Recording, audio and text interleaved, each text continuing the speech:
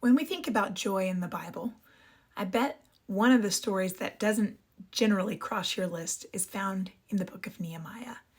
So, Nehemiah in general is something I would consider more of a dreary book.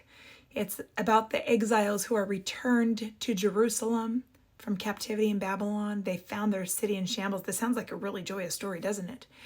They do rebuild the walls around Jerusalem. And then Nehemiah, who's the governor of the Jews, calls everybody together and he says, I'm going to read to you the book of the law. And he reads to them about God's promises to them and the blessings God promised if they obeyed and the curses they would receive if they disobeyed. And the Israelites, the Jews, are so torn up inside because they understand the exile. They received that curse. And here they are coming back and realizing how far they have strayed as a people from God. So they're weeping and mourning, and it's a not a joyous occasion. And Nehemiah actually tells them in Nehemiah chapter 8, verse 10, he says, go your way, eat the fat and drink sweet wine, and send portions of them to those for whom nothing is prepared. For this day is holy to our Lord. And do not be grieved, for the joy of the Lord is your strength. Situations around us might seem topsy-turvy.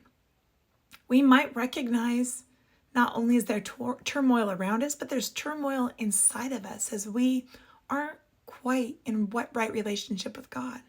You might feel that you've drifted far from God. But God's delight in you comes when you realize your need for Him, when you realize how close you want to be to Him.